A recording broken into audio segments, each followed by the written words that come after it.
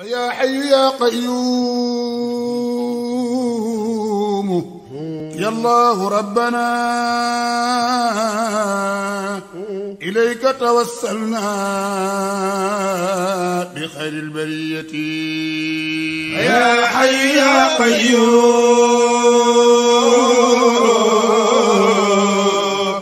يا الله ربنا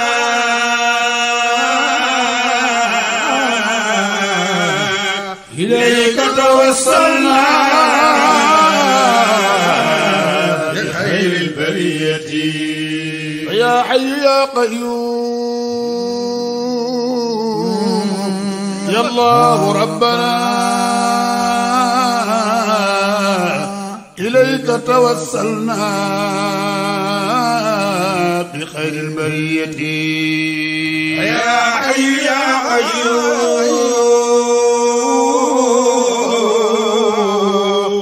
يا الله ربنا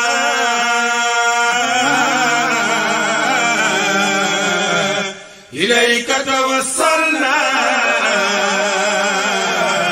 بخير البرية فلا بد من شكوى إلى الله كربتي.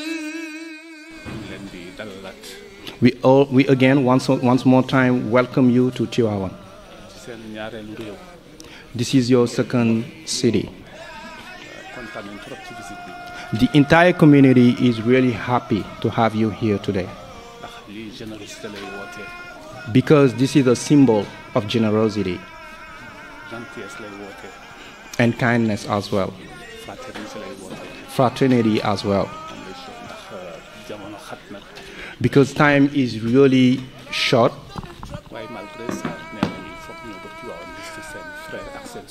but you have enabled yourself to come here.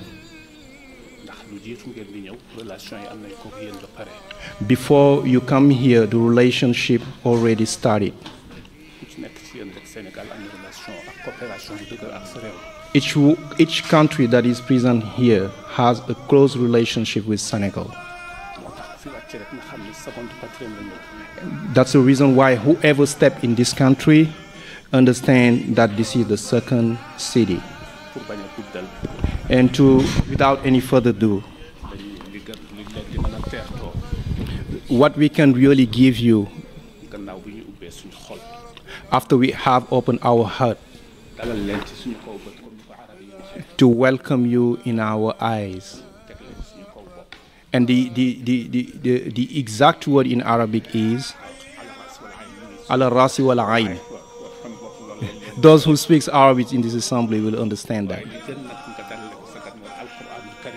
But the thing that we have that is really high in our eyes is the Quran. Is the Quran. And we're gonna hand over to Serigne Mustafa, who's gonna say some words from the Quran.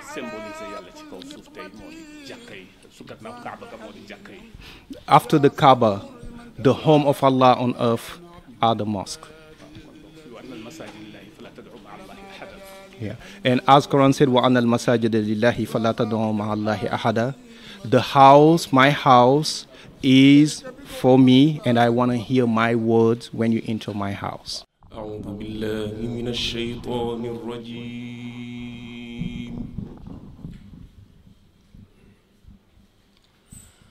بسم الله الرحمن الرحيم. الحمد لله رب العالمين.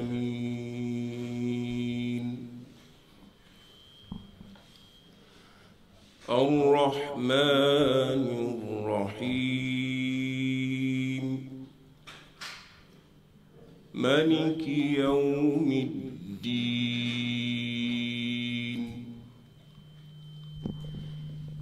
إياك نعبد وإياك نستعين. اهدنا الصراط المستقيم.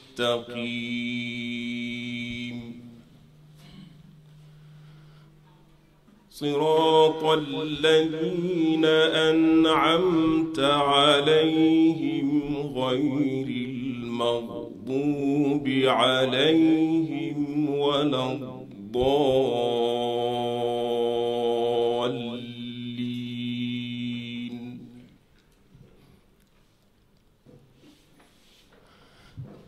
آمن الرسول بما أنزل إليه من ربه والمؤمنون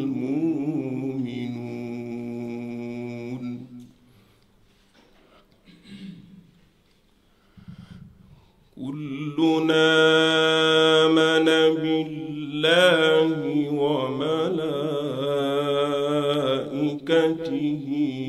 وكتبه ورسله لا نفرق بين أحد من رسله وقالوا سمعنا وأطعنا غفرانك ربنا وإليك المصير.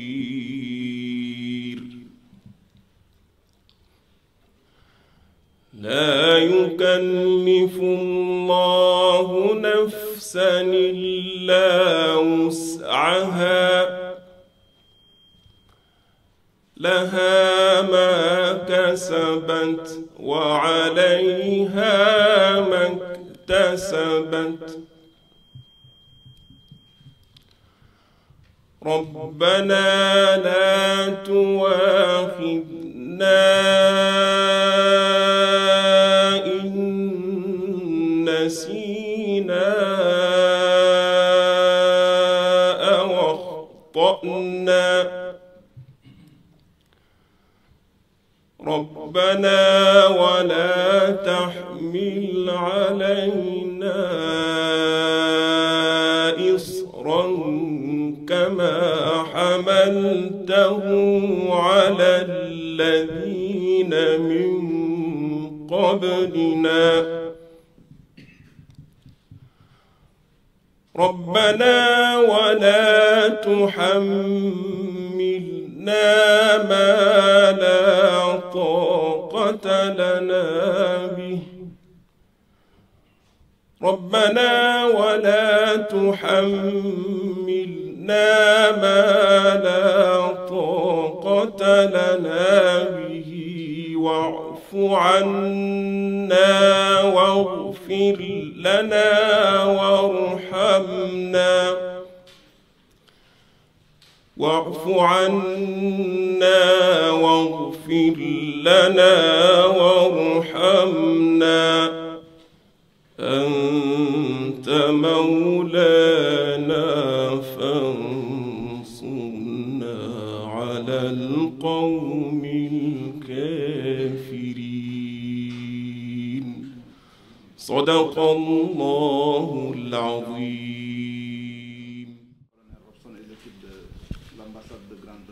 So we're going to thank Colonel Robson and the entire team from the UK Embassy. Transmettre nos remerciements à Madame l'ambassadrice qui était déjà venue ici il y a un an ou deux nous rendre visite. And we also thank the ambassador. This is not the first time that she's here, so this is the second time. So thank you, Mrs. Ambassador. Je rappelais juste que Tivaouane et la famille, c'est une maison de tolérance. Just to remind that Tivaouane and his city is a house, is the home of tolerance.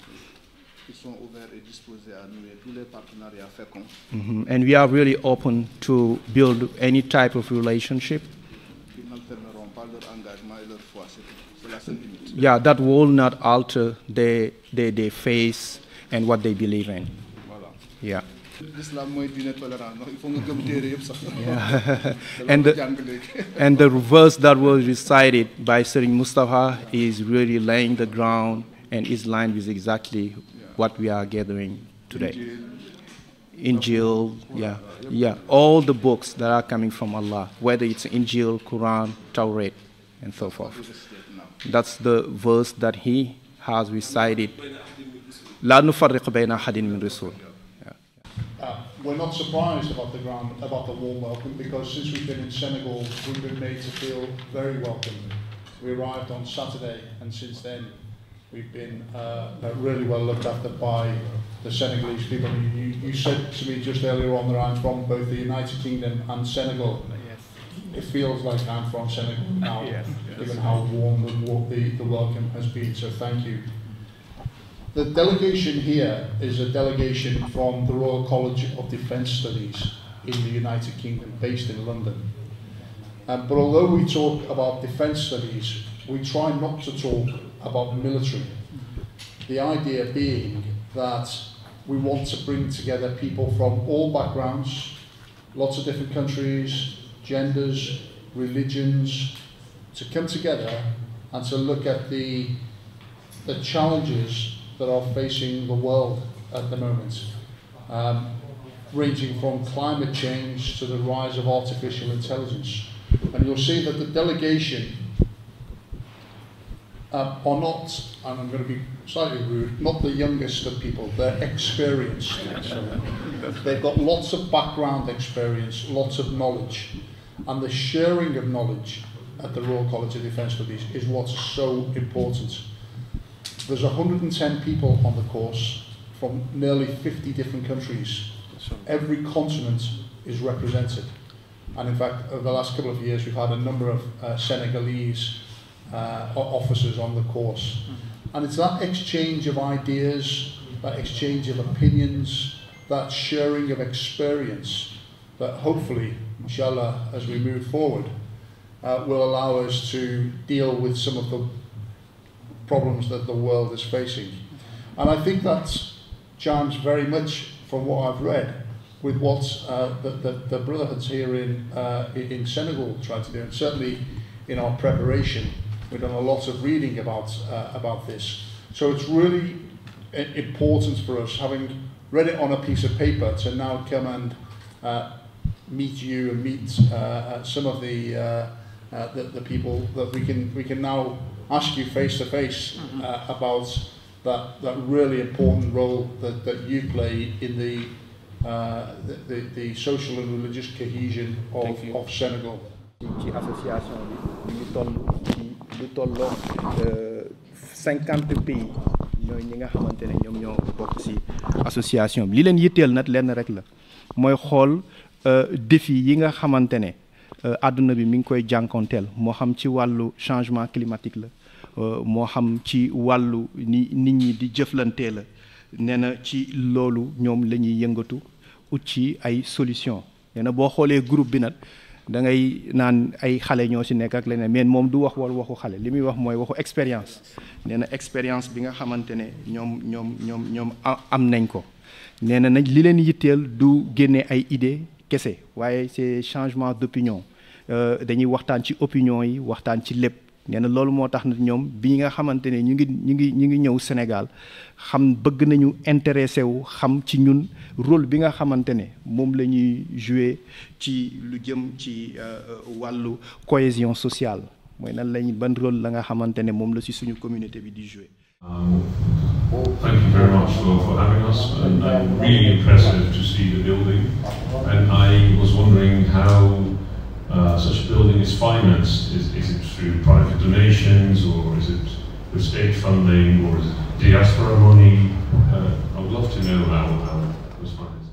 So I was wondering if you can understand how the Brotherhood operates within wider Senegalese society in terms of perhaps charitable works or provision of social goods for society. Cheikh Sidi Hadji Malick radiyallahu ta'ala anhu nous enseigne que la Tidjaniya est une réponse aux problèmes et aux besoins de contextualisation de l'islam originel dans toutes les sociétés humaines et à toutes les époques. Dans toutes les sociétés humaines et à toutes les époques, l'islam apporte une réponse. Il y a beaucoup de voies dans l'islam pour répondre. Mais la Tidjaniya, forgée par Cheikh Tidjani, consolidée en Afrique et dans toute l'Afrique par la Tijaniya omarienne, malikienne, c'est ça la réponse aux besoins de contextualisation et de réponse dans toutes les sociétés humaines. C'est ça qui nous permet de pouvoir assumer notre mission de Tidiane face à l'ensemble des interpellations, même si elles ne nous sont pas adressées directement. Et pour cela, nous puisons à deux types de recommandations de Cheikh Seydi Hadji Malick. La première recommandation qui a forgé son autorité, c'est le culte du savoir. Être Tidiane, c'est courir derrière le savoir éternellement. Mais d'un savoir qui poursuit deux objectifs. Le premier, c'est connaître Dieu pour être conforme à sa pratique religieuse. Et la deuxième, c'est être un citoyen modèle dans sa société. Pour cultiver la tolérance, la solidarité et la paix et la concorde. La deuxième recommandation, c'est le culte du travail. Être Tidiane, c'est compter sur soi pour prendre en charge sa famille et contribuer au développement de la société. C'est pourquoi Cheikh Seydi Hadji Malick a toujours recommandé le travail comme source de liberté et d'assumation de la fonction sociale. Cheikh Seydi Hadji Malick avait une mission protéine. Il n'est pas originaire d'ici, il faut le préciser. Il n'est pas né ici à Tivaouane. Il est un croisement du nord du Sénégal et du centre du Sénégal, du Djolof et du Fouta, du Wallon et du Djolof. Il est resté 22 ans à Tivaouane. Il s'y est installé en 1900 et il est parti en 1922. Et il a laissé sa marque indélébile à Tivaouane, qui est devenu le foyer qui a poussé la Tidjaniya jusqu'à Sokoto, au Nigeria. Il a créé, avant de venir à Tivaouane s'installer, un séminaire à l'intérieur des terres où, en 7 ans de présence, dans ce que nous pourrions appeler, Abdelaziz Kébé et moi, un laboratoire de recherche doctorale, il a formé entre 800 et 1500 personnes qu'on a étalées sur l'ensemble du Sénégal. Dans 2 semaines, sous le ndigal du Khalife général, une délégation partira d'ici pour aller tenir une deuxième conférence internationale à Paris sur le rôle de l'islam dans un monde de paix, de concorde et de coexistence pacifique. Ça va être la deuxième conférence. Il serait heureux que plus tard, dans le cadre de ce programme de dissémination d'un islam de paix, qu'on puisse un jour, sur la base de relations avec vous, tenir ce même type de conférence en Angleterre, en Grande-Bretagne, et vous inviter à venir participer ici, chez nous, à des débats autour de ces questions. Et enfin, la deuxième forme de recommandation que tous ces adeptes reconnaissent, c'est que quand la Tidjaniya se développe dans l'espace, toute autorité tidjane commence d'abord par construire une école de formation, un institut de formation, avant de construire une mosquée. La priorité, c'est de construire le savoir, la zawiya, la médersa, et enseigner. La deuxième, c'est se donner les moyens d'exploitation de son travail pour se développer et développer sa société, le travail. Et c'est seulement quand ces deux conditions sont réunies qu'on s'occupe de la mosquée. Parce que la mosquée n'est pas un lieu de regroupement d'ignorants. Quand on se retrouve dans une mosquée, c'est pour échanger du savoir. Le message de Dieu est un message de connaissance. Mais l'autre élément aussi, nous avons les cérémonies religieuses. Excellence, notre père guide, Cheikh Ahmed Tidiane, s'il l'a dit tantôt, nous avons 2 événements majeurs, la Ziar et le Gamou annuel, où l'on commémore la naissance du prophète. Mais ces 2 événements sont des moments de communion entre toutes les forces vives de la nation, tous les partis politiques, toute obédience confondue, les syndicats, les partis, les confréries, mais aussi le corps diplomatique accrédité au Sénégal. Et c'est des forts moments de communion, de brassage.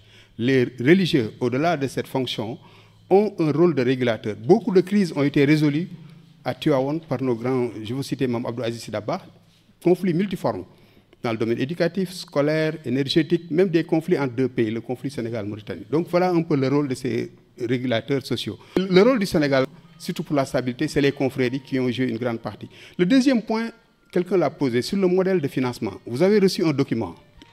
Et dans ce document, on va résumer. Ici, le modèle de gouvernance, c'est un modèle de gouvernance éthique sur les principes universels de bonne gouvernance. Moi, je suis membre du comité de pilotage, mais I was vice chairman of TI, Transparency International. The local branch in Sénégal est Forum Civil. Donc, la Transparency International travaille sur les questions de corruption et de bonne gouvernance. Mais ici, le modèle qui a été adopté pour les travaux, c'est les principes majeurs de bonne gouvernance. La participation d'abord. Sur un budget estimatif de 23 milliards, environ 40 millions de dollars, la mobilisation de la communauté a été la communauté a contribué en grande partie à la mobilisation des ressources endogènes. Aucun financement de l'État. L'autre aussi, c'est sous une forme d'ingénierie financière avec une banque islamique, selon les principes de la finance islamique, la banque islamique. Et c'est un compte unique. Les principes, c'est la participation de tous les fidèles, parce que c'est une maison de Dieu, c'est une maison de verre. L'autre élément, c'est les principes de transparence. Transparence sur toute la ligne, toute la chaîne de valeur du projet. Le troisième principe, c'est l'efficacité et l'efficience. Tout ce bijou a été réalisé en 3 ans, 4 mois. Dernier point, c'est la redevabilité. Et aussi, élément aussi, c'est l'engagement bénévole. Le président du comité de pilotage, qui fut ancien ministre, s'engage bénévolement avec tous les membres au service de la Hadara. Donc voilà un peu quelques éléments de contexte par rapport au financement de cette grande mosquée. alal ji ñu am pour tabax ci école yi ak tabax ci daara yi tabax ci hôpitaux yi dafa gën a yées li nga xam ne moom mooy soxla yi loolu dafa ak dëkkuwaay yi ak li muy laaj yépp ci infrastructure dafay loolu bu fekkee koppar yi moo gën a tuuti li nga xam ne moom mooy bëgg-bëgg yi dafay indi jafe-jafe pour état bi mais dafay indi aussi ñàkk sécurité ci population yi parce que population yi bu ñu amul li ñu soxla rek dañuy daal di tàmbalee ñaxtu bu ñu tàmbalee ñaxtu yi tamit bu ñu demee ba ci kanam dañuy loolu ci àdduna bi yëpp la dañuy defe ne seeni jafe-jafe li ko indi bokk na ci ay yeneeni doom yi maanaam li ñu tuddee doxandéem yoo xam ne du ñu ñëw dëkk ci dëkk bi di jëfandikoo li nga xam ne moom la dëkk bi tabax pour ay doomam loolu mën na indi genre boddi ñi nga xamante ni ñoom ñooy dëkkandoo yi te loolu dañ koy faral di gis ñu daal di commencé joxoñ ni ethnie sàngam ñoo fi bari wala population sàngam ñoo fi bari loolu moom moo taxoon que état wu Sénégal defoon benn politique bu mu benn kayit bu mu bindoon muy la déclaration de politique de population boobu nag bi mu ko defee dafa jël bëgg-bëggu askan wi yépp mu méngale ko ak ni askan wi di yokkoo mu laaj kilifa diine yi li nga xamante ni moom mooy pexe yi nga xam ne moom la gouvernement bi amoon moom moo doon ñu def li ñuy tuddee organisation de la famille organisation des naissances muy planning familial loolu nag dugg nañ ci këru diine yëpp wax nañ ci këru diine yëpp këru diine yi aussi joxe nañ ci seen xalaat amoon na benn réseau bu tuddoon réseau islam et population ki ko jiite woon moo doon oustaz Barham Diop man boobu temps ma nekkoon secrétaire général bi ñu doon dox ak di wax ci loolu.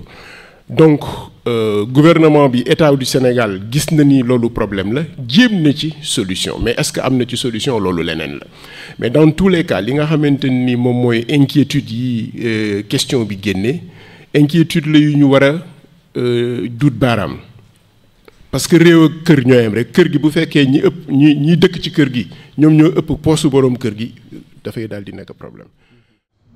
And I will insist on the second one, the Eid al-Adha. And as a Muslim, you are required by Islam to really have your sheep, okay, on that day, as a sacrifice, as a way to really express your belief to Allah subhanahu wa ta'ala. Okay? And what Sayyid Hajj Malik was doing, he was having 2 sheep.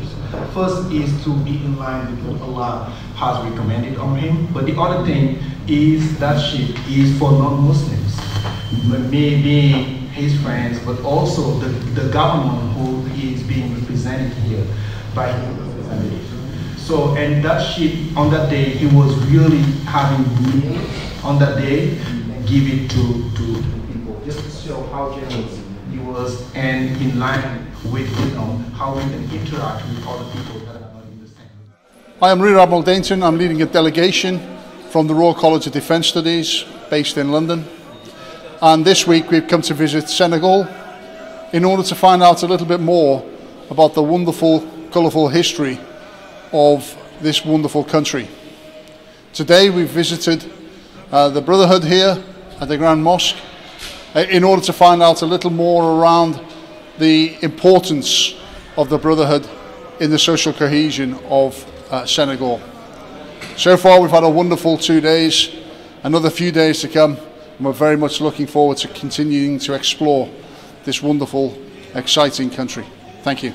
dafa ne moom mi ngi bokk ci communauté boo xamante ne defense communauté la ñu ngi basé wu à Londres di liggéey ci yi nga xamante ne dafa yitteel communauté yi mais surtout nag ci loo xamante ne dafa jëm ci cohésion sociale te mooy xool communauté yi nan la ñuy mën a dundee ci seen biir nee na ñëw nañu fi visiter Sénégal ànd ak groupe boo xamante ne groupe bu mag la nga xamante ne lu tolloog ci 50 pays ñoo ko composé boo xoolee délégation bi nationalité yu bëri ñoom ñoo ci nekk ñuy intéressé wu nag ci cohésion sociale mais di xool itam communauté yi nan la ñuy dundee bi ñëwee Sénégal ak léegi ñu ngi visiter communauté yi tey nag ñu ñëwoon fii ci dëkku Seydi Hadji Malick radiyallahu taala anhu di Tiwaawan ñu jot a am ak ñoom réunion boo xamante ne bu am solo la ñu laaj ñu ay questions yu bëri jëmale ci Tiwaawan nan lay participer ci cohésion sociale bi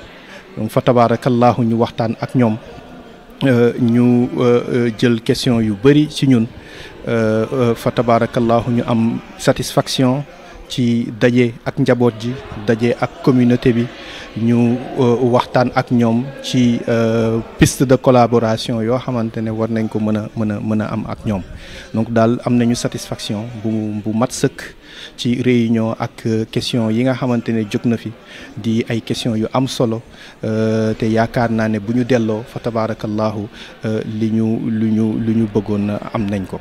How do you see the building, the mosque, how it is built? What's your impression on that? Well, so it's very beautiful. I spent a lot of time in my 38-year career in the Royal Navy travelling around the world and visited a number of mosques. And this certainly is one of the most impressive that I've been to see. I think it's very beautiful, very peaceful, and very much chimes with everything that I know about Islam in terms of that tolerance is evident right the way through. nee na lu tolloog 33 ans mi ngi explorer àdduna bi di dem fu ne nee na façon mosquée bu nekk visité na ko waaye bii bokk na ci yi nga xamante ne ñoo gën a taaru ñoo ko gën a marqué ci mosquée yi nga xamante ne visité na ko fa tabarakallahu ci àdduna bi waaye nee na li ko gën a marqué itam mooy contribution bi nga xamante ne communauté bi mi ngi koy def lu jëm ci wàllu jàmmoo ci diggante ay jullit waaye jàmmoo itam ci diggante ñoo xamante ne nekk ñu jullit te bi mu ñëwee fii itam defal nañ ko exposé bu mel noonu ànd ko borom xam-xam yi nga xamante ne moom la xadara bi am ñu won ko Tivaouane rôle bi nga xamante ne moom lay jouer non seulement ci Sénégal mais au-delà de nos frontières jëm ci àdduna bi.